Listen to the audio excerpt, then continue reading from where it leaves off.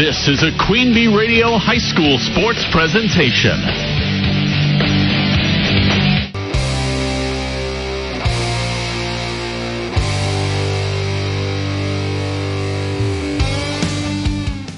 Welcome to another edition of the Queen Bee Radio High School Sports Roundup. A very busy weekend across our high school sports scene with Championship Saturday now completed. We saw boys basketball regional finals. We saw girls basketball sectional finals. The Fennimore Golden Eagles state champions in wrestling. But we're going to start things off with girls basketball as we have sent two local teams to the WIAA state tournament. I'm joined by Mark Evenstad, who got to see the Cuba City Cubans punch their ticket to the WIAA state tournament in Division 4, defeating Neilsville this past Saturday. And Shark Cuba City returning to the state girls basketball tournament for the first time since 2015. The Cubans getting over the hump. They went to the sectional final last year before losing there, but the Cubans able to return to the state tournament. A very cool achievement for this Cuban squad.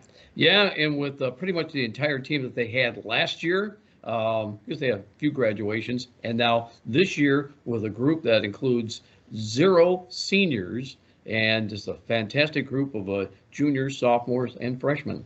Yep, Olivia Olson, a 1,000-point scorer this season. Got to see that achievement against Fennimore earlier this season. But what stood out to you the most about this Cuban squad? You know, the difference between last year and this year. You said that seniors graduated from last year, and a lot of this team, no real, seniors on the squad, but able to have a successful season.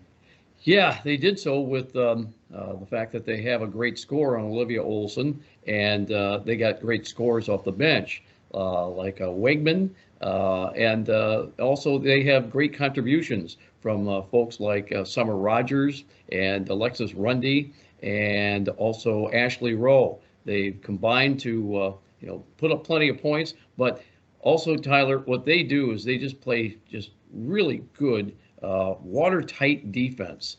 They just simply have a great understanding of where everybody needs to be and how to execute that and where to be at the right time. And they do it time and time again.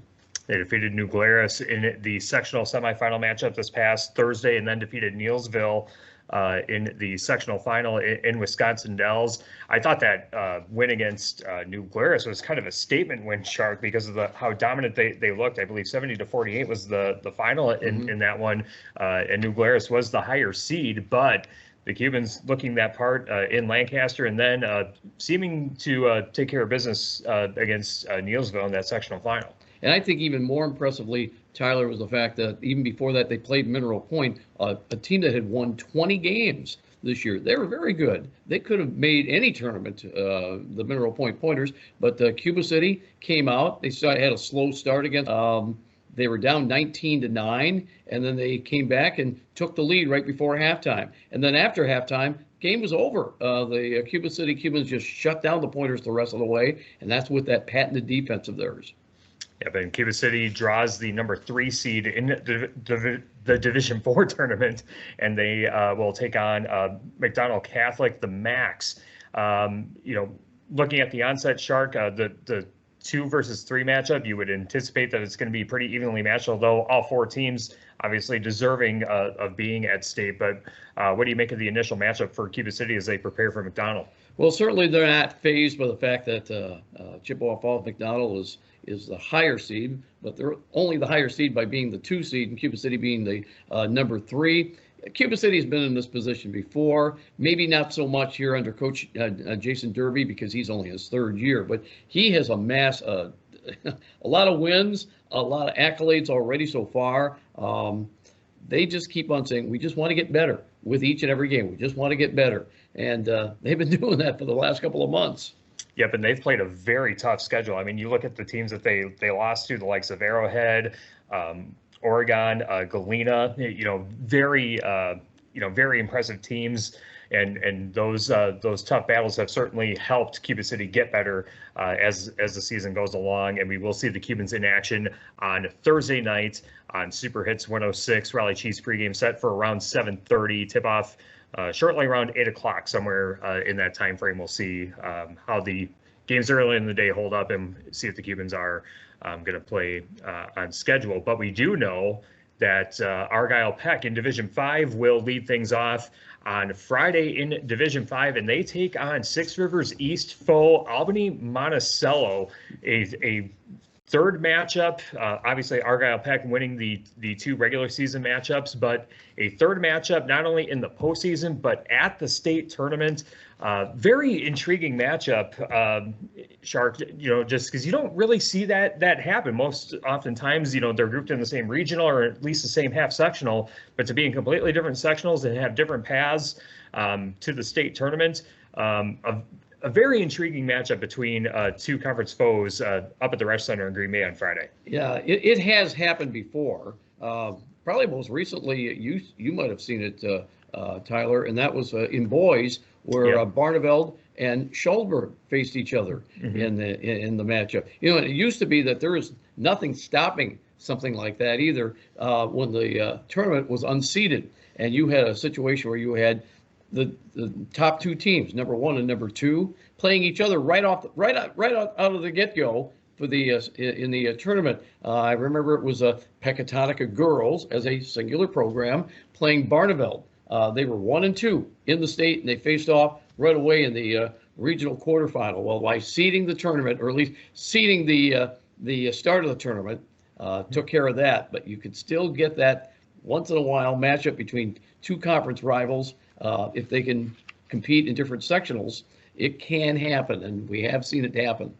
Yep, and both teams obviously reaching the state tournament. Argyle-Peck winning 26 games in a row. They lost their season opener to Belleville, but they have been on a roll since then, led by Kylie Butler, the sophomore who just reached the 1,000-point career mark in the win against Wauzeka-Steuben during the sectional semifinal game, and then Argyle-Peck also winning in the sectional final against Cochrane-Fountain City on Saturday.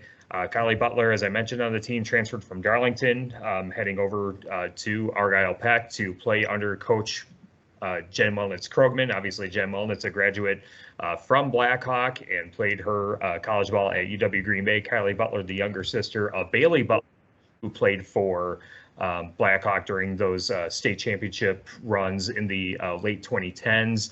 And, Shark, when I see Argyle-Peck played, it feels like Blackhawk 2.0, right? You see the names Wellnitz and Butler, and then obviously, Coach Jen Wellnitz Krogman, being on the sideline in her third year at Argyle in this newly found co-op. Argyle just last year, 2-23, and last year Pecatonica 10-16. Those two schools come together. You get a transfer over from Kylie Butler, and then you get this young freshman, the younger sister of Coach Krogman, Brooke Wellnitz, in the mix. She does an outstanding job during her freshman year, and that's just the recipe that got this team together and put them on a roll to be not just contenders, but the number 1 overall seed in this Division 5 tournament. Yeah, it's amazing what becoming a co-op and what great benefits it provides, because you're getting two programs that may have struggled, not so much maybe the lead program like say with Pecatonica, and of course one of the other teams, Albany-Monticello. Monticello could not have fielded a team on their own this year, but by co-oping with nearby Albany, they could put together a fantastic team, a team that actually, as a single entity, Albany, went to the state tournament last year. Yep, and Albany-Monticello, the other co-op in the Six Rivers East that made its way to the tournament. What do we know about this Albany-Monticello co-op, and what things are you kind of looking for as Argyle-Peck and Albany-Monticello square off on Friday morning? Well, Albany-Monticello, like I said, they had a fantastic season under Coach Derek Dasher, and they're fortified with a few players from the Monticello school district, like junior Dana Trumpy.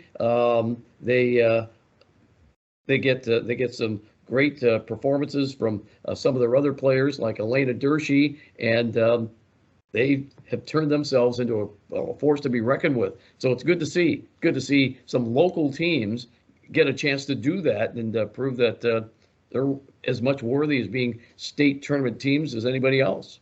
Yeah, and we're looking forward to see how that pans out in Division 5. Again, the Division 5 semifinals will have on Friday morning at around 9:05 first tip on 97.7 Country WGLR. And of course, if Cuba City or Argyle-Pac moves into the state championship round on Saturday, we will have coverage of those games on one of our Queen Bee Radio family of stations. Make sure you check out our Queen Bee Radio sports schedule at am1590wpvl.com. And also check out our social media platforms as well for coverage and start times for all those games. Shark has some fun up in Green Bay calling those games. We're looking forward to seeing how those pan out. And we'll have more on the High School Sports Roundup after this on YouTube and SoundCloud. This one-on-one with the Great One interview is presented by People's State Bank. Looking for a checking account with no monthly requirements or service charge? People's State Bank's People's Checking Account is just what you're looking for. This account includes free debit card, online and mobile banking, bill pay, and much more at no cost to you. You heard that right. No cost to you. We're your local community bank ready to serve you. People's State Bank, member FDIC. Congratulations on the win. And boy, what a fun team. What a fun season it's been for Argyle-Pac. Talk about what this accomplishment means to you and for this team, this first-year co-op that's punched their ticket to state. Oh, it's just so cool. Oh, I can't even put it into words how cool it is. You know, I've been here as a player when I was a freshman, so 15 years ago? Don't age me. And, you know, in a way it feels the same, but a little different. It's like one of those, you're super excited to be playing, but you feel like the job's not done. So like your highs aren't too high yet, you know? But so cool. I mean, so much, these blaze orange hunting shirts, you know what I mean? They're everywhere. It's so cool for the fans. They've traveled so well all postseason.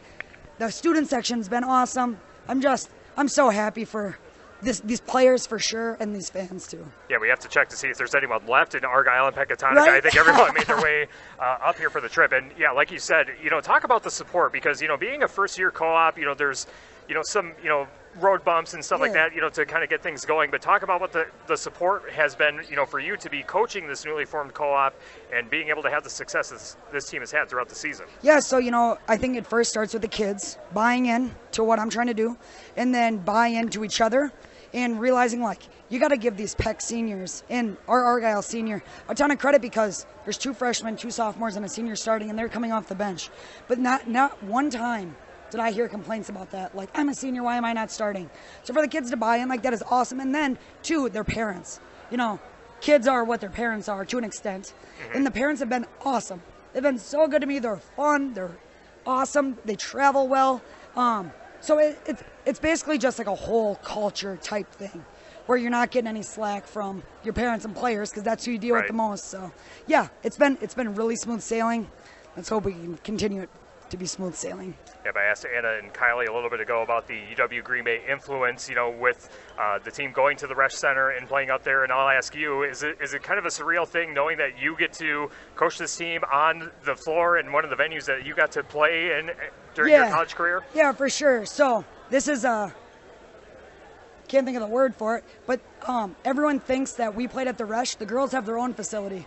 Right. On campus at the Crest. But I'm hoping, going to call up my coaches, and I'm hoping that we can practice on that floor, which is so cool. You know, it's so cool. Kylie has an offer from there. Bailey plays there. I played there. So that part of it will be so cool. And then I've had so many of my, like, Green Bay boosters reach out. I'm like, can't wait. Like, been following all your games. Hope to see you in Green Bay. And so the whole part of it, and we went up earlier in the season and checked it out. And, you know, we joked. Like, hopefully we can be back here in a couple weeks, you know. Right. So kind of got the whole tourism part out of the way. And Bailey plays at 5:30 on Thursday. Right. So we're going to go up and support Bailey, too. So it'll be really cool. Yeah, and what a fun team it's been. I asked, or I'll ask you about the Tri-Corps turning point. I thought the turning point of the game, it was 41-35. You had called timeout, and then I believe it was Loretta Tisch that hit the three-pointer to put them up 9. Yep. And then it was the steal and score by was it Avery or Anna that got the bucket and then the free throw to make it a 12-point game. What did you say in the huddle that kind of ignited that spark, go on a quick 6-0 run and, you know, put your team in the lead for good? It was kind of just like, okay, let's chill for a second. You know, Brooke had picked up her 4th, so she was on the bench. We never liked that scenario. So it was like, guys, chill out. Then I called the play that I thought we could score on, and we did. And then our defense did what our defense does. We got that steal. Then it was a breath of fresh air. And that's when I was like, okay, Brooke, you can go back in, pick up another foul. I'll kill you. You know what I mean? Right? But like right there, that just shows how quick the game can turn. You know, and just like we were up pretty big, and they made their way back. Right. So you know, it's one of those resets. Like there was things that we didn't like. We thought there was a lot of travels that were missed, and so we kept complaining like, oh my God, call this. And I even said to the ref, I said, okay, let's pause. I said, let's restart. Right. Okay. I was like, but can you please watch this? You know, and then actually he called one right in front of us, and it was blatant. Right. And he called it, and so I was like, thank you. Like, this is what we needed, you know? And from there, like, we talked in the locker room. We said, okay, like, if we get to some adversity, 1 cannot turn into 2, into 3, into 4, into 5. And then you start acting like this. You. It's like, we got to shut it down. And now, reset and go be yourselves and get the job done. Yep, and obviously, you know, going to state is one thing, but, you know, every coach says that there's things that they need to work on and stuff that they got to get squared away before their next game. What are the things you're going to be emphasizing with your team before heading to state next week? I think every time we've spoken, I've complained about our defense to some aspect, but I'm not going to today. Mark this down on your calendars.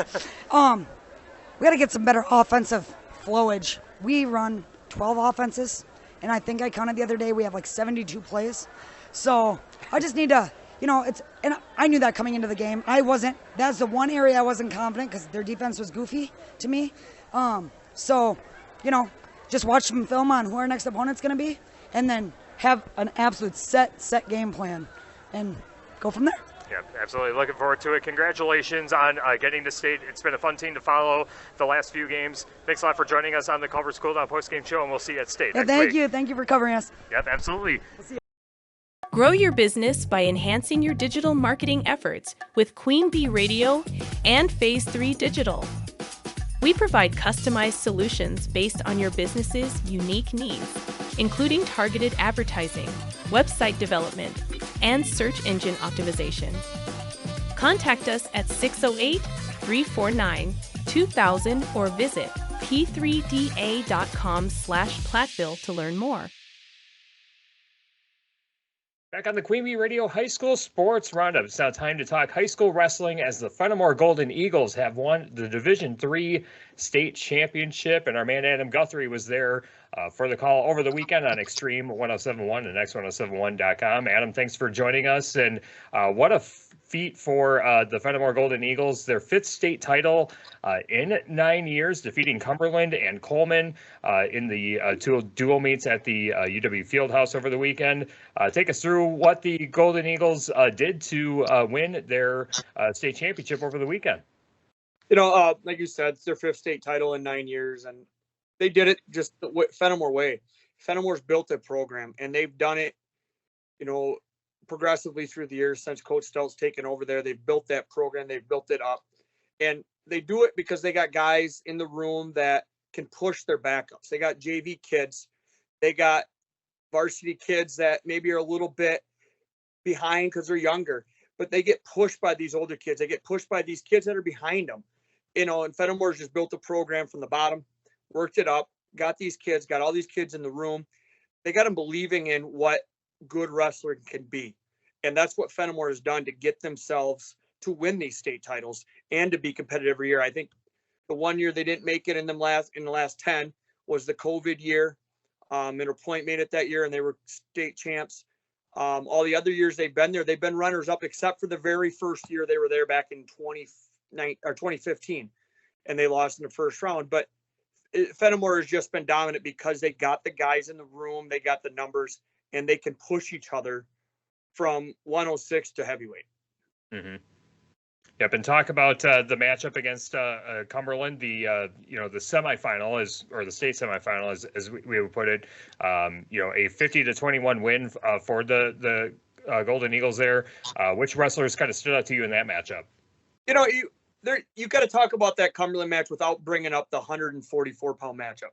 4-time state champion Dawson Johnson moved up from 138 to wrestle Fennimore state champion and Ian Kraft. What an incredible matchup. I've talked to many people since this. I said it to Brad that day, and I go, this might be one of the best high school wrestling matches I have seen. And I was so happy to be able to be there and be able to, give it to the fans. Anybody that was listening to me, I hope I gave it justice. I know people said I was excited. Anybody that listened to me knows I was excited during that match. I was excited. Brad having to keep reaching over and turning my volume down. So, I can't talk about that match without bringing up Dawson Johnson and Ian Krapp. What an incredible matchup. Like I said, 2 state champions, one's a 4-time. It went to the tiebreaker, 11-10 final. Ian wrestled his heart out. He wanted that matchup. I talked to his dad beforehand. His dad said, yeah, Ian wants to wrestle this. So, I tip my hat to Ian for taking that match. You got to start out with that one. Ian Krapp just taking that match and wrestling a 4-time right to the end. Another kid you got to talk about is Cade Birchman, the sophomore for Fennimore. He went out and wrestled a sectional qualifier in Nolan Heil. Nolan had, I believe, 40 wins. Cade's got 20. So for a kid like that to go out there and get the quality win that he had in a pin in 3 minutes and 14 seconds, it was I think the 4th or 5th matchup in the tournament. It's a win I would assume Coach Stout wasn't expecting to get, but definitely one he was very happy to get. And then you got to talk about is Evan Gratz. He went out there on a mission that day. I don't know if everybody knows it or not, but Evan was going for not only to tie the record for the school in the most amount of pins in a season, but he was wanting to beat it. And he wasn't going to have an easy weekend doing it. He starts out with a kid, Jack Schaefer from Cumberland, who I believe finished 3rd or 4th at state, and the kid in Coleman finished 4th or 5th. They're right in there. So it wasn't going to be an easy feat beating state place winners. And Evan went out there and did that in the first match, tied it right away in the second matchup of the day. So, you got to talk about Dalton Wolf getting it started with a pin. Evan following it up with a pin. And then they met 2 hammers of Cumberland's, boom, boom, the Johnson boy and the Heil boy at 6 and 13. Fennimore wrestled well there, just didn't go their way. And then, like I said, you bring in Cade Birchman. Colton Tollefson, another kid that is a sophomore that had a decent year and going out to get a kid that was, I think, 10-1 on the year. And he goes out and gets the win. So big wins for Fennimore to start it out and just got things rolling when they got down in later matchups, when they got, they get to that Ian Krapps. They get to the Riders and Zavewiches and the Tristan Stouts in their lineup. It just made it so much easier for them guys when you can start out that way, the way they did. Start fast, build that momentum, and the team feeds off of that. That's Most kind of definitely. been the MO for Fennimore, especially in these bigger dual matchups during the postseason. Now this championship match against Coleman, a pretty familiar opponent. Coleman's definitely been in the mix in Division III. What were your takeaways in the state championship duel against the Cougars? Like I talked about, you got to start right again with Evan Gratz in this one. They started at 285. You send a kid out there who is your state champion, heavyweight, against Kane Otto, who either finished 3rd or 4th, 5th, somewhere right now. I think he was 3rd finisher. I could look it up, but it's besides the point. And Evan had a mission that day. He wanted to get this record, and he went out there and showed why he is the state champion, why he is the best wrestler at heavyweight. I'd like to see him, I don't think he beats a Coy Hopkey, but I'd like to see him in that matchup. It'd be a good matchup, a little bit different style there. If anybody don't know who I'm talking about, Kohaki is from Amory, 4-time state champion. Nothing against Evan, tough matchup for him, different style. You never know. Maybe he does beat him. I don't think they matched up at the Cheesehead. Had been the only time they could have had a chance. But either way, where I'm going with this is Evan went out there in a mission. He wanted that record of his own, and he went out and got it. And I commend him for that. Tip of hat to him for going out after something against 2 state qualifiers, 2 state place winners, and getting what he wants. And then, okay, you're going to go right back down the line, 106, 113. The 2 Owens boys for Coleman, state qualifiers, state place winners. You're going to struggle there a little bit, but Owen Kloss went out against the one and, got a 6-4 decision, end up losing by 2. Fennimore's happy to have that matchup. And then you go right back to that Cade Birchman and Colton Tollefson I talked about. 2 kids that aren't your studs, as you were so saying, just went out and did Fennimore wrestling, went out and wrestled hard from the beginning whistle right to the end, and got 2 big wins for the program. One in a minute 36 pin, the other one 11-0 decision. Just went out and did what they needed to do for the team and made it easier when you get, just like I said before, your Ian Krapps, your Silers and Zavewiches, your Tristan Stouts, your Wyatt Annans, and now Dalton Wolf's on the hammer here on the end. You didn't need to worry about them guys. It was already your other guys took care of it for you. So it was an easy match for Fennimore. Easy is probably not the right word to say as just a common fan looking at it. Yeah, you could say it was an at 46-16, but nothing was easy in the state finals. Right, and Fennimore, again, winning the state title for the 5th time in 9 years. And now what's interesting, Adam, to me is that with the, the performance factor coming into play, Fennimore probably going to be bumped up to Division II next year. And, when you think about the teams that are out there, the Prairie du Chiens, who we'll get to in just a minute, they fell in the semifinal matchup against St. Croix Falls. But, with the wrestlers that Fennimore has coming back and knowing what you know about Division II, what are some of the things that Fennimore might have to do going into next year with the wrestlers that they have coming back, and knowing that they're probably going to be wrestling up another division? And they're well aware of that. They know they're going up. These guys are ready. Coach Stout's got them ready. He doesn't take them to, these small tournaments. He's going all over nationally ranked tournaments. He's going to the Cheesehead. He's going down. Their only dual meet loss this year was to the number 1 ranked team in Iowa. Don't ask me which division. They were 1A or 2A or 3A or 4A. Right. I don't know. Number 1 ranked team in Iowa. They lost in a duel down there. It's only loss of the year. So he'll have these guys ready to wrestle Division II. And I don't know, but I believe Coach Stout would be fine with moving his team all the way to Division I. He's that confident, guys. The guys are that confident when they walk on the mat. It doesn't matter what division you are to them. So, they'll be ready for it. And what's nice for Fennimore, I foresee them being the team to beat in Division II next year even though with Prairie du Chien and Luxembourg, they got the same problem that Fennimore's running into, the competitive balance. They're going to go to Division I. So, I foresee Prairie du Chien I foresee Fennimore being one of the teams to beat in Division II next year. Yep, and probably with Luxembourg Casco, I would imagine they're being bumped up to Division I too, just with how consistent they've been over the last few years as well. Those are, that's another one of those blue blood programs across the state in wrestling that'll be bumped up to Division I. But let's talk about Prairie du Chien for just a minute, because Prairie du Chien did fall to St. Croix Falls 27-26. It seemed like, on paper, it was a pretty gridlocked dual meet. From what you can tell, what happened in that matchup, kind of walk us through some things that stood out to you in that matchup for Prairie du Chien. It starts at 2:15 with Prairie du Chien's Blake Terry, the junior. Solid wrestler, highly recruited in both football and wrestling. I don't know what the young man decided to do. He's got options to do what he wants. He went out and he got things rolling for Prairie du Chien with a 36-second pin. I remember the match for, Dalton Wolf, and all of a sudden everybody starts cheering, and I look up and there's Terry standing there with his arm. I'm not surprised. Blake's just that good. Everything revolves around Blake Terry on that team. Not only him, there's a lot of other wrestlers there, but they lost some close matches that I'm sure they'd like to get back. That Brody Baumgartner at 120 pounds lost a tight 3-2 match. I'm sure that's one that Coach Rogie would like to have back, have another chance at. You look at Lenzendorf. I'm not sure where Griffin Marco finished at the state tournament, but Bryce Lenzendorf at 157 pounds lost another tight match that I'm sure they thought they could get, that they just lost. And then, everybody blames Jack at the end. Jack went out at 190 pounds. He gets rolled up in a cradle and gets pinned. Everybody says it's his fault. He lost the match. Well, there's a lot of other things that could have happened throughout that tournament. They forfeited 165 pounds. I'm not blaming anybody there, but there's a spot there that they gave up 6 points. All they needed is a body to go out. So to blame one kid, but that team is tough. They're built very well. They do it a lot like Fennimore has. Their numbers are down just a little bit from what they were in their last 4 appearances. I think this is the 4th year in a row for Prairie du Chien to be at the state tournament.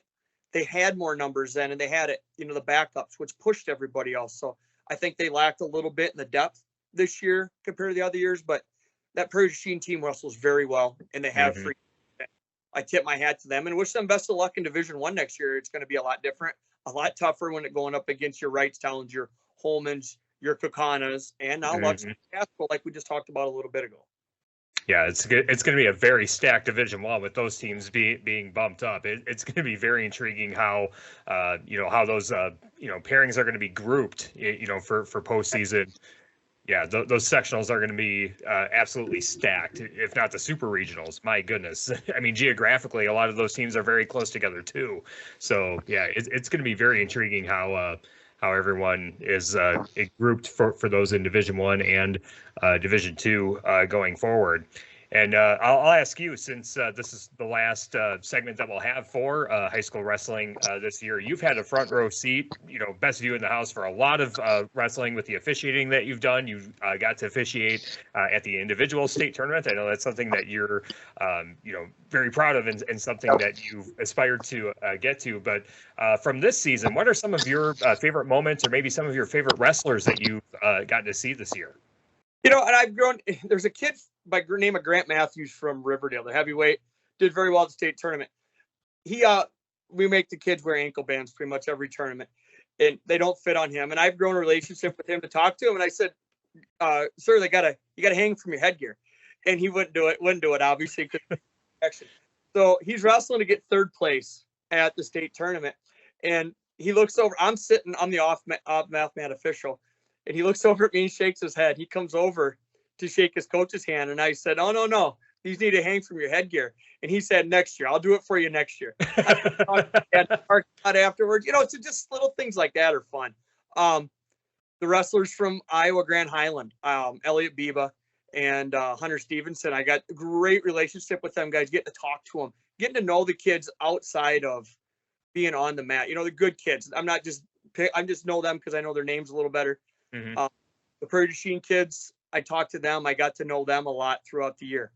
A team I want everybody to look out for is a young Mineral Point, a young Lancaster team.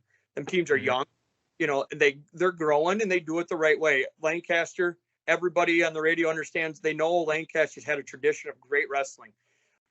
Mineral Point the same way. They're just going through some growing pains. They got young kids. They're growing, and they're the time's coming back for them. They'll be back.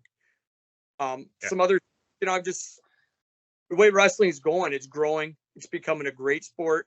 A lot of numbers out there, and someone standing right to my right, my daughter, it's like she is just in love with the sport, watching these girls wrestle. And I can't be on the show without, I'm sorry, I'm kind of I bleed a little purple, without bringing up the young lady from River Ridge. Yep. I know she wasn't a well-known name before now, but I hear the buzz around town and hear, how did Brittany Petchy do? She did this. So, look out. River Ridge has got a young lady that is going to be in the state tournament for, I would say, the next 3 years. You finish third as a freshman. It's a name to look out for in the next few years to come, not only for our program, but for everybody throughout the state. Yeah, just the number of girls wrestling, across the state, it has grown drastically, over the last 2 years, including just, last year to this year, a significant jump in girls wrestling. And, it's very cool that the girls do get to wrestle at the Gold Center individually. And, hopefully we'll be seeing, team girls, wrestling with the number of girls that are participating in wrestling. It's really cool to see. It is. I'm a girl dad. I got 3 daughters, and I've got a daughter that loves wrestling. So I like to see the sport growing. I like what I'm hearing, the 5-year plan. We're not going to get into all that tonight, but the 5-year plan is to help this sport grow, help the girls get their own tournament, do a lot of things for the girls. So I like what I'm hearing there. I like what I'm seeing there. And just like you said, the girls sport is a fast growing sport. It is the fastest growing sport in the state right now, probably nation. And it's good. It's a good thing for the sport of wrestling. Yeah, absolutely. It's really awesome. And what a fun year it's been for high school wrestling. Over 50 local wrestlers competing at the individual state tournament last weekend. We have one state champion team-wise from Fennimore, and then Prairie to Chien, of course, participating in Division II, and those programs being bumped up another division beginning next year, which will be very interesting to see how those teams fare down the line. Thanks a lot, Adam, for joining us and wrapping up our wrestling coverage this season. Thanks for all the work that you do officiating, and thanks for jumping in and helping us out with the play-by-play for Fennimore this past weekend. Awesome job. Oh, it was an honor to be able to do that, for you guys and for the city of Fennimore, just to be able to, give back to them for everything they've done for the sport through the years, and to help you guys out. Anytime I'm there, I'm more than willing to help out, and I enjoy doing it every time I can. So thank you very much too, Tyler, for everything you've done. Absolutely. We appreciate you, Adam. And that wraps up our wrestling segment for this week's episode of the High School Sports Roundup. We'll have more boys basketball coming up after this on our Queen Bee Radio Sports YouTube and SoundCloud channels. Check out Sups.com. Sups is Southwest Wisconsin's go-to supplement store. Find all your favorite supplement brands at the best prices from local people. Fuel your fitness journey. Sups.com, your go-to supplement store with locations in Fennimore and Dubuque. This week's highlight reel is presented by Sups.com. Center lobs it over to Kylie Butler on the right wing, down low to Wellnitz. Wellnitz scoop layup is good. No foul called. It's Argyle-Peck with the basketball, and down low and finishing off the window is Loretta Tisch. 4-0. Argyle-Peck up early, and down low under the basket is Allie Wall. Kylie Butler tosses off to the left wing to number 10, Loretta Tisch. Tisch gets back to Butler at the top of the arc. Catch and shoot. 3. Got it. Kylie Butler with three-pointer number 43 on the season. 11-6. Argyle-Peck on top of Wauzeka-Steuben. Inbound pass gets into Allie Wall. Lobs it down low to Emma Wall. Gets back out. Allie Wall catch and shoot 3. Right wing. Got it. Allie back to the top to Steiner. Cross-court pass to Maddie Hirsch. Now to Butler. Catch and shoot 3 in the left corner. Got it. For Natalie Wright. And now a catch and shoot 3 on the right wing. Knocked down by Morgan Berger. But Wauzeka-Steuben keeps possession. Straight ahead 3. Rattles in for Allie Wall. Good. Scramble for the rebound. Collected by Allie Wall. Wauzeka-Steuben pushing it down the floor. Skip ahead. Nice skip. And nice finish. And 1 for Emma Wall. Steiner jogs it across center court. Gets to Kylie Butler. Works his way to the left wing. Butler cutting towards the basket. Nice feet. Nice finish for Butler. And Wauzeka-Steuben with the rebound. No shot will be put up. And Argyle-Pecatonica is 1 game away from state. They defeat Wauzeka-Steuben tonight, 69-50. Here's Ingersoll. They work it around to the right side. Olsen a long 3. That's the way you do it.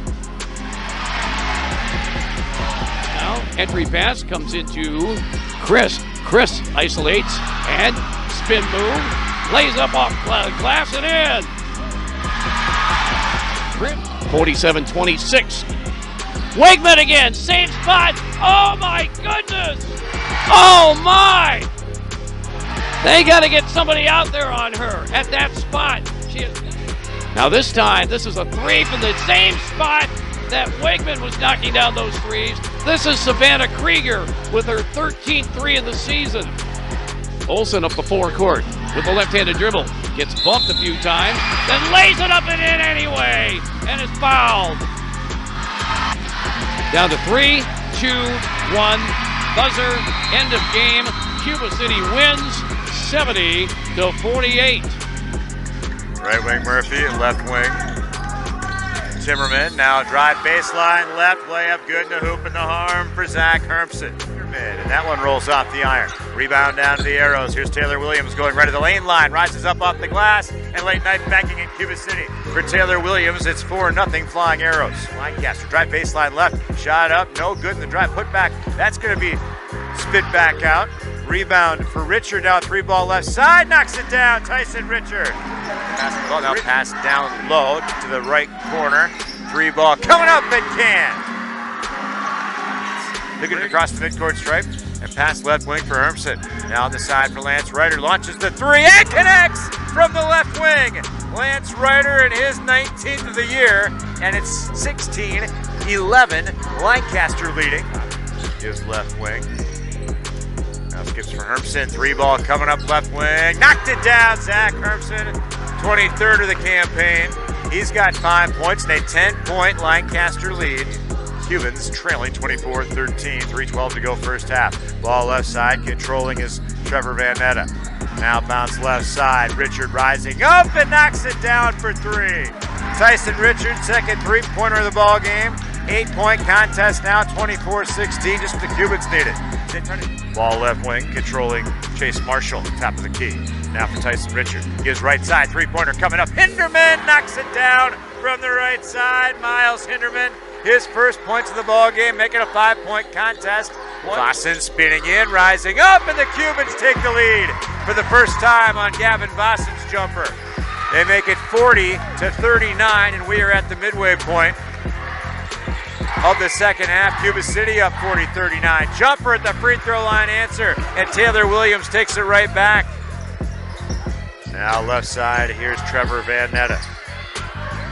Now they'll bounce pass, mid-post left, spinning, shooting, and making the hoop and the harm for Henry Cruiser. We resume play coming out of the full timeout. Cuba City the lead, and the entry pass will be stolen away by Timmerman. He will pass ahead, and the layup is going to be good, and we're tied. Now Murphy left side with 10 seconds. Murphy up on top, gives right side, Taylor Williams to the right junction. Shot up in traffic off the backboard, no. Tip back, no. Rebound, Williams, no. It's loose underneath, he puts it back at the horn and knocks it down! Taylor Williams! And the bucket is good! They say the bucket is good. Taylor Williams wins the game for Lancaster. My goodness! The sophomore with the 2-point bucket, making it 51-49, your final score. And Lancaster pulls the 5-4 upset here in Pettigrew Gymnasium. 51-49 on the shoebox scoreboard with the upset. Now the ball comes out to the perimeter and knocking down the three is Emily Wigman. She's high left is Wigman. Watch out for her and her three-point shooting ability. Corner right, and Rogers with a three short. Fighting for the rebound. Olsen puts it up and in. First point of the game for Olivia Olsen. First field goal, that is. Long rebound comes out, and Chris has for the Cubans. Long pass into the forecourt. Wigman for three. That's the way you do it. She was hot against Glarus, and she stays hot. Moving into bound, comes to Olsen. Head of the wheel. She'll take the three. And she drained it. That's the least you could ask for. Pass near side. There's Ingersoll with a three. Rather Krieger. And that's the way you do it. Krieger, that's just her 13th three this season.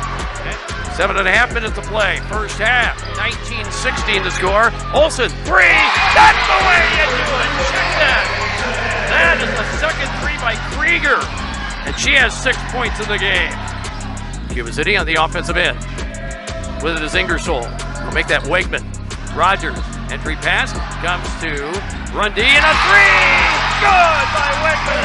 Neilsville overplayed the middle, got sucked inside, then let Wigman be wide open out on the right. Big shot for the Cubans. Keep 6:14 left. Olsen, right side, entry pass, Chris pivots in, shot high off the backboard and in! Another passing move by Dia Chris using the board. There's Olsen, long pass to the forecourt, Wigman a three, that's the way you do it! 15 for Wigman on 5 threes. That might be a turning point. 67-52, 15-point lead. There's Neilsville with a desperation three at the horn. By Walk, it's no good.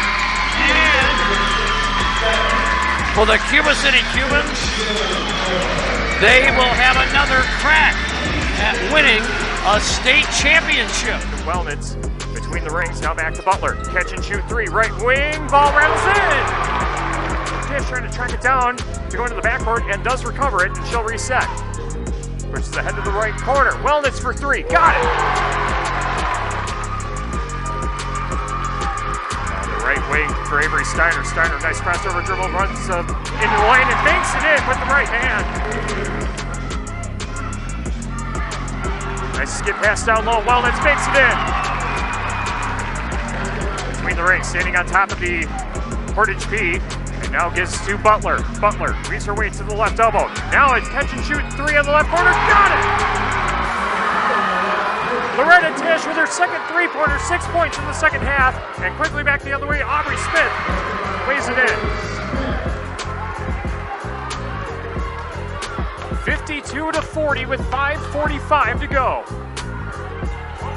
Cochrane-Fountain City not pressing on this trip as Kylie Butler reads her way into the lane. Right-handed layup is good. Minute 13 to go. 57-44. Argyle-Peck with the lead as Butler left-handed layup is good. Hirsch able to collect it. 14 seconds to go. Leah Harris gets it to the right side. Now Bree Peterson dribbles out of the right corner. Volleyball for the basketball. And that will seal it. Believe it, Argyle. Believe it, Pecatonica. Your first year co-op is going to their home away from home, the Rec Center in Green Bay.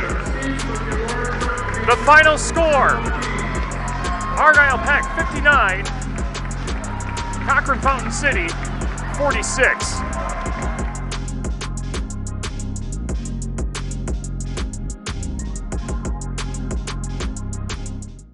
Time to talk boys basketball now on the Queen Bee Radio High School Sports Roundup. 4 of our local teams still alive after the regional round, and we have a monster matchup coming up on Thursday night in Division 4. To help me preview everything that we have coming up in our boys basketball coverage the rest of this week, Steve Prestegard, our Platteville/Galena truther, although Platteville the only team remaining amongst the Platteville and Galena duo that you have brought to fruition and have tried to get behind throughout the entire season. But we'll talk about Platteville in just a few moments. But we got to start off first with this matchup between Mineral Point and Darlington. We've been talking about it for what basically feels like 2 months, that these two were going to be on a collision course to face each other in this sectional semifinal. The path for both teams looked looked like it was going to happen, and looking at how things panned out for Mineral Point, their wins in the regional round, they got a bye as the number 1 seed and took down Iowa Grant very easily, 86-28, and then defeated Lancaster in the regional final, 67-43. Darlington also had a bye as the 2 seed, took down number 7 seeded Broadhead 77-57, then defeated Belleville 65-54. And a rubber match, a third matchup between these two teams, and this one being on a neutral site. Both teams have 2 losses. One of those losses are to each other, and this is about as compelling a basketball game as we can imagine. I don't know the full history of Mineral Point versus Darlington, especially in terms of basketball, since I'm not originally from around here, didn't follow Mineral Point and Darlington that closely growing up. But I would dare say, Steve, that this matchup between Mineral Point and Darlington, if this isn't the most significant matchup between these two schools, with the stakes being the highest, it has to be up there as one of the most anticipated basketball games between these two programs. Oh, well, it's just the latest game of the century, as the phrase goes, because, I don't know that there's been a recent year where these teams were that good at the same time. There's, for instance, Darlington, I think, got to state in 2017, and if I'm not mistaken, Mineral Point got to state the year before that, or maybe it was 2 years before that. I think it was 1 year before that, but either way, typically, these are programs that have kind of waves, and it turns out the wave is hitting another wave, basically, with the game Thursday night. This is obviously the least surprising sectional matchup probably in the entire state, if you think about it, at least in Division 4. And yet, at the same time, I'm sure people will say, well, the real state championship is being played tonight. And the argument, I think, probably could be made that the real sectional final is being played tonight when you consider the other part of that bracket, possibly. But, everything's got to be decided on the floor, obviously. But, as far as, I don't know how you could come up with teams that are more even, than these two when they've got 2 losses, one to each other, and the other being relatively late season non-conference losses. Darlington got beat by West Salem and La Crosse, and Mineral Point got beat by Monona Grove, which is a Division II school, right at the tail end of the season. So, game really feels like a coin flip to me as to who's going to pull it out. Yeah, I very much feel the same way. It's the cool part is that it is a neutral site in Lancaster, and that both teams are going to be well represented, a very bipartisan crowd, where it's going to be back and forth. It's going to be an electric atmosphere, and we're looking forward to seeing how it plays out. We will have Darlington against Mineral Point from Lancaster on Thursday night on Extreme 107.1 and the Queen Bee Radio Sports YouTube channel. And we will follow the winner of that game to the sectional final in Portage on Saturday. We'll figure out our station coverage and everything like that once the game has concluded. But man, that matchup on Thursday night between Darlington and Mineral Point, must see, must watch. Definitely check it out if you can't be there in attendance, because it is going to be one of the all-time classic basketball games. I would anticipate. Both teams are definitely going to leave it out on the floor in Lancaster on Thursday. Now let's talk about the Platteville Hillmen, as they have won a regional championship. They defeated Mauston in the regional semifinal round 101-67. Believe it or not, Platteville trailed at halftime. I'm very interested to see or hear your thoughts on what happened there, Steve. And then Platteville defeated Lodi 80-66 to set up a matchup with Wisconsin Dells at Dodgeville. The matchup against Wisconsin Dells is a rematch from earlier this season. And Steve, take us through Platteville's path to the sectional round, because I thought the halftime score was really interesting when you texted it to us in the game against Mauston. And then when I saw the final score, it was, holy cow, that is a drastic difference in the second half. Talk about the Hillman's path as they make their way into the sectional round. Well, it started, they were down 5 at the half. It was Mike Hoosier afterwards, the Platteville coach, thought that they might be a little bit rusty. The funny part is they were not rusty on offense at all. They were kind of rusty on defense. And Mauston has one of the best scorers anywhere, basically, or did, in Brock Massey, who came into the game averaging 24 points a game. He had a good half, and so did the rest of Mauston. In fact, they hit a 3 with like 1 second left to make it a 5-point game. Then 3 minutes into the second half, it was a 4-point game, 41-37. And then Platteville cut the lead to 1, and then the deluge hit. They scored 14 in a row. Mauston called a timeout. It didn't help. And so in the last 15 minutes of the game, basically, Platteville scored 62 points. They were at one point, basically, they could have shot from the commons into the gym and scored. They were that hot. In fact, if you look at the stats for the game, this is, I think, remarkable. Platteville was 15 of 28 from 3. That's better than 50%. Wow. Yeah. From the foul line, they were only 15 of 27. So they practically shot as well from 3 as from 15 feet out standing there. So they had just one stretch where they literally could not miss, regardless of, and the other half of it was that they suddenly started forcing Mauston to turn the ball over. Platteville wanted to have a faster tempo. Mauston was able to keep up for the first half, and for a few minutes into the second half, and all of a sudden it seemed like they kind of hit the wall, and Platteville started picking them off, and then all of a sudden the threes started raining down. So that's how you get to 101, which, yes, is a season high for them. In fact, it's a couple of years high for them, I think. Mm-hmm. And then Saturday night, it was a different team, because Lodi is a much more physical team, but the game was kind of the same. It was Platteville led the whole way, but they weren't really able to shake Lodi in most of the game. It was, again, a very late 3. In fact, this one was at the buzzer that made it a 6-point game, and Lodi actually got it to within 1 point almost halfway through the second half, and then all of a sudden Platteville embarks on another run, and they end up winning by 14 points. The thing that was interesting in both of the games is that different people led them in scoring. The most consistent player was Zach McLean, because he was double digits in both points and in rebounds. And in the win over Lodi, this is despite the fact he didn't play a huge amount because he got into foul trouble. But on Friday, it was Garrison Tasher that scored 26 points.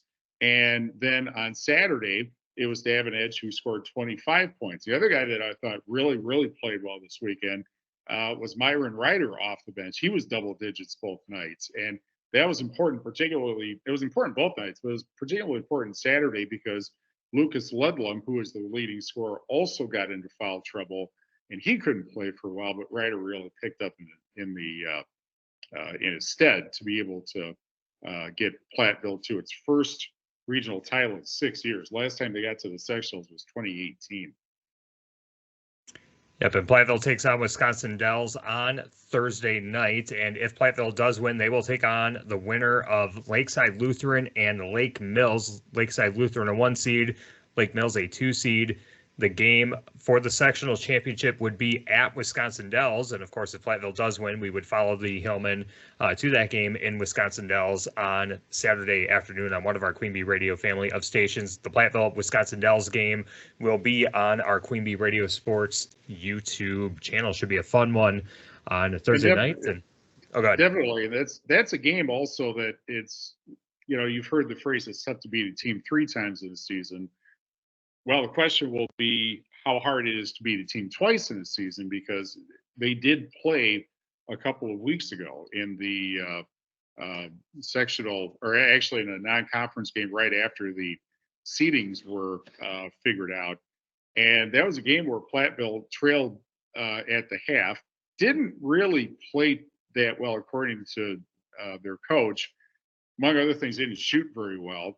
But what they were able to do in the second half was to pound the ball inside, and not only did that get them points, but it also got them to the foul line. And they kind of overwhelmed Wisconsin Dells by shooting free throws, even though their percentage wasn't great. It will be interesting to see, especially considering that a few guys for Platteville, who are usually pretty good scorers, did not score that well that night.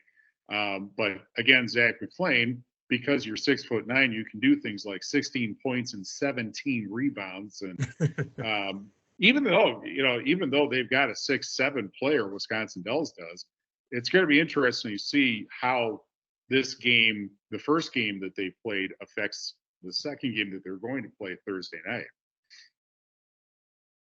Again, very interesting matchup in Division III. Platteville and Wisconsin Dells will have that game on Thursday night on the Queen Bee Radio Sports YouTube channel. And looking at Division 5 now, Steve, we have Potosi winning a regional championship. They defeated Wanawak Center in the quarterfinal round 68-27, then took down 8-seeded Hillsboro 62-51, and then took down Ithaca 79-62, setting up a matchup with the number 2 seed Cashton, whose path through the tournament includes wins over Brookwood 69-45, defeated Highland 82-54, a game that I got to see, and then RJ Osterhaus had the call of Cashton against River Ridge, where Cashton won 70-60, and we will see Potosi taking on Cashton at Prairie du Chien High School. I'll have the call of that one on Thursday night on 97.7 Country WGLR and the Queen Bee Radio Sports YouTube channel. And what's interesting to me, Steve, you know, having seen Cashton play, and, you know, believe it or not, I've somehow made it through the season without calling a Potosi game.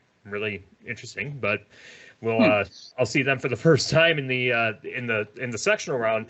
But what I know about, you know, Potosi and what I've seen, you know, on the games that that you've gotten a call or RJ's gotten a call, this matchup between Potosi and Cashton is 2 very different styles of play. You have Potosi that's going to be reliant more on their physicality, more of their inside presence, and Cashton wants to get up and down the floor. They want to run a very fast-paced game.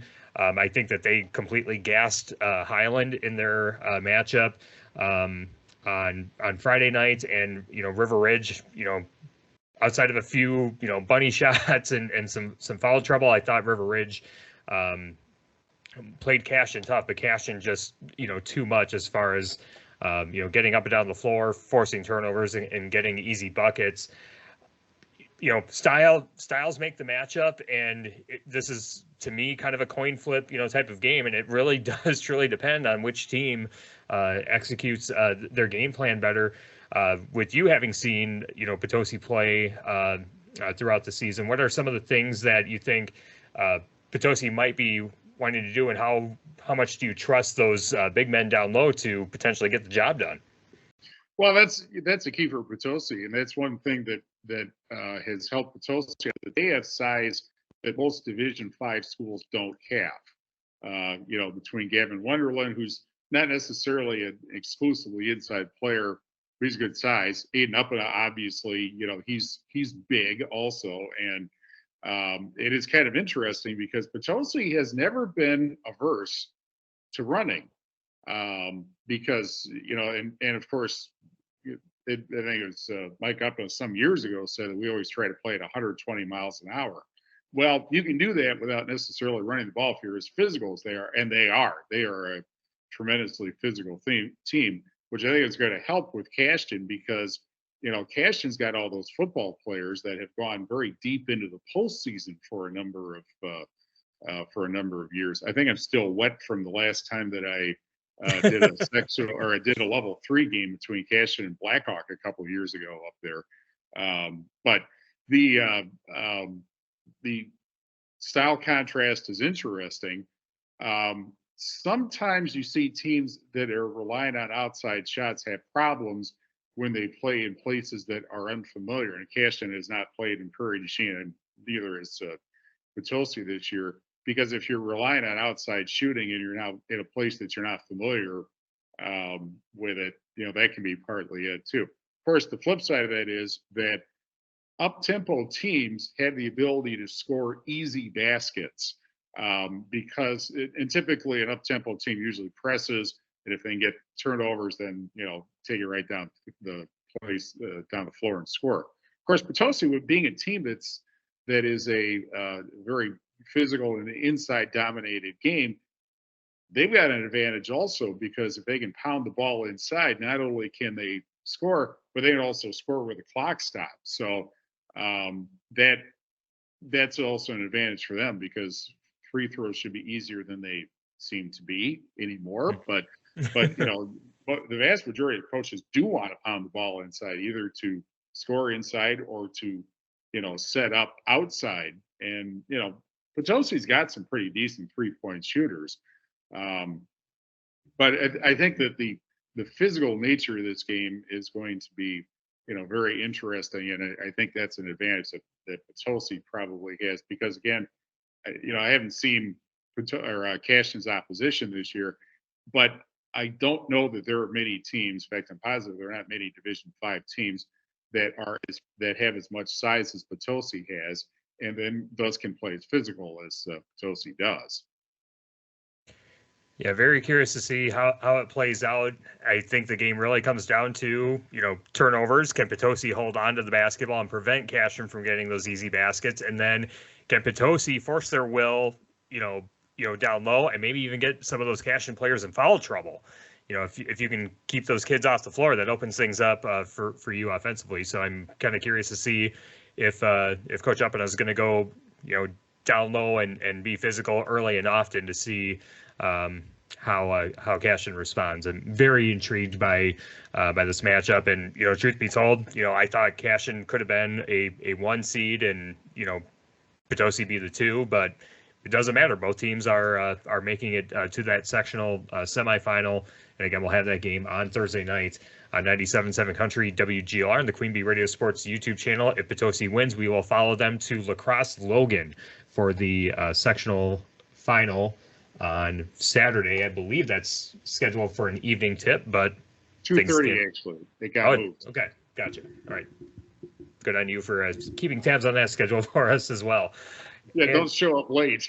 Yeah, and make sure you show up to the right location too. Thanks for the shout out that Monona Grove was the host site for the Abundant Life Southwestern game on Saturday night. Which, oh, by the way, I want to mention this because I covered that game on Saturday night between Southwestern and Abundant Life. Abundant Life winning essentially on a buzzer beater, 63-61. How many years in a row does Southwestern have to have their hearts broken in the postseason on a buzzer beater or a shot that, quite honestly, shouldn't have counted but did count, that sent the game to overtime and then ultimately sent Bangor to state, from a couple of years ago? The Cardiac Cats are, certainly a nickname that fits Southwestern. But if there's a team that I feel truly bad for, or a program that I feel bad for, especially over the last couple of years, it's definitely Southwestern, because it just feels like, when they have stuff going, quite well, and they have a pretty solid chance to, win a regional title or get, really deep in the postseason, weird stuff happens. And Clinton Evans is, a very good coach, very good guy. I really felt bad for his players, not just because of the way that they lost, but, that's a team that's played, quite well during the season. And when you play in a SWAL that has the likes of Mineral Point and Darlington at the top, and you finish in third place, that's one heck of an accomplishment to have. And it's just kind of disheartening to see a team lose that way to end their season, when they could have brought home a regional title and still be playing on in the sectional round. Outside of the matchups that we had coming up on Thursday night, Steve, there were quite a few upsets and a few scores that kind of raised some eyebrows. What were some of the other games that kind of caught your eye that maybe we didn't cover so far?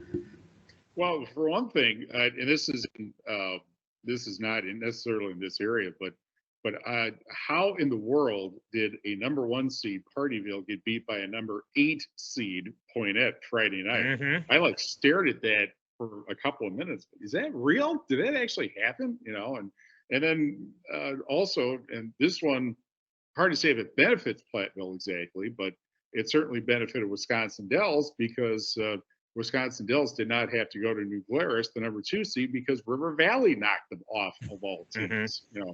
River Valley was a 500-ish or not even that team, but then all of a sudden they put it all together and knock off a conference champion, a number 2 seed. Now that has happened before, of course, but it is interesting. If you look at all of the Division III, Division IV, and Division V sectional matchups, there's a crazy number of number 6 seeds that are playing Thursday night. Mm-hmm. And there's I think one of them is a number 4 and a number 6, which is, how do you get that? And it's actually surprising that there are, if the seeding is accurate, then you figure every game should be a number 1 against a number 2. Well, that's not the case in a lot of places. You have to kind of wonder. One story about that, I suppose, could be, it was actually the last time that Platteville got to the sectional in 2018. They played their Friday night game and won, and they were supposed to play, or they were going to play, River Valley or Prairie du Chien. And that was, because they had split the regular season, it was one of those, that third matchup, Platteville and Prairie. There was only one problem with that, which is, and this is the most bizarre thing I think I've heard, or one of them anyway, the very day of the basketball game, a virus hit Prairie du Chien, and most of the team got really sick, to the point where they had players who would, play some of the game and then run off the floor to the bathroom. And River Valley ended up beating them and heading to the regional final, where Platteville blasted them and and won the regional. But those sorts of things can happen. The other one that I think one of the funnier openings I've ever had was the year that I did it was in 22. I did a regional final game between Cassville and Southwestern the same night that I did the state championship game down in Bloomington between Galena and Brimfield. And what had happened was, the night before, Cassville had gone to Seneca and beaten Seneca. Mm-hmm. So, and I arranged this with Jake Bernetsky, the Cassville coach. I opened the pregame, said, "We're here with Cassville coach Jake Bernetsky. What are you doing here?" And it was, Southwestern, wasn't supposed to host that game, because Seneca was supposed to host the game, but Cassville beat Seneca, and so it's the great thing, and it's the terrible thing about the postseason, which is all it takes is one bad night and you're finished. Mm-hmm. And conversely, Cassville was kind of a middling team that season, but made their whole season basically by getting to the regional final and they were the number 6 seed, I believe they were. So all of that, or 6 or 7 seeds. So all of those, just as you could put up, the most sophisticated computer seeding thing there is. You think that everything is right, that the best team is the top seed and all that, but the games are still played by kids on a basketball court, and that means that what you think is going to happen won't necessarily happen. Yeah, one of those 6 seeds that you mentioned is Fall River in Division 5, where they defeated Belmont, Schulzberg, and Barneveld. So Fall River does not like any Six Rivers teams, apparently, and managed to make their way to the sectional round. They will take on Abundant Life Christian in Division 5 in the upper right quadrant of the bracket. We should also mention, too, that what could potentially happen if Potosi wins against Cashton, a Potosi win plus a Royal win in the upper half of that bracket would set up a matchup for an opportunity to go to state between the Uppana brothers, Mike Uppana coaching for Potosi and Scott Uppana coaching at Royal. Of course, Royal did go to state last year in Division 5. They defeated Wauzeka-Steuben after Wauzeka-Steuben beat Potosi the previous night, because if you remember last year, those Division 5 games got moved to Friday night due to an ice storm that had taken place on Thursday. And then Potosi lost to Wauzeka-Steuben in Prairie du Chien, where Seth Bunders of Wauzeka-Steuben scored 53 points, something like that. And then, of course, the next night, Wauzeka-Steuben played Royal, and Royal was able to come away with the win and go to state. So there is a chance that, a couple kids that played and, of course, grew up in the Dennis Uppana household could be coaching against each other for the opportunity to go to state. Those two teams competed in that Lancaster Holiday Tournament, although they did not play each other, and I'm pretty sure that was by design. So should be interesting to see how that shakes out in Division 5 again. Potosi takes on Cashton on Thursday night on 97.7 Country WGLR and the Queen Bee Radio Sports YouTube channel. And if Potosi wins, we will follow them to the sectional championship at La Crosse Logan. And I do now see it on the schedule here that it is at 2:30. So awesome note. And there's one more thing to point out, which is that imagine, if you will, Mike Uppana playing against his brother Scott for a sectional title, and elsewhere Tom Uppana at Darlington also coaching for a sectional. Yep. So Dennis Uppana is going to need a helicopter, I think, to get from one site to another for both of those games, if that would be even possible. Well, fortunately for him, he can just sit at home and watch him on the Queen Bee Radio Sports YouTube channel. Why, yes, he can. Powered in the postseason by Tim Sack-Caution and Realty of Fennimore and Lancaster, by the way. And of course, check out our Queen Bee Radio Sports schedule on AM1590WPVL.com. After the results of Thursday's games, we'll sort out our coverage and station and where you can listen and watch our boys basketball postseason coverage the rest of the way. Thanks, Steve, for hopping on and talking about boys hoops. And that will wrap up this week's episode of the Queen Bee Radio High School Sports Roundup. Thanks for watching. We'll see you for a new episode next week.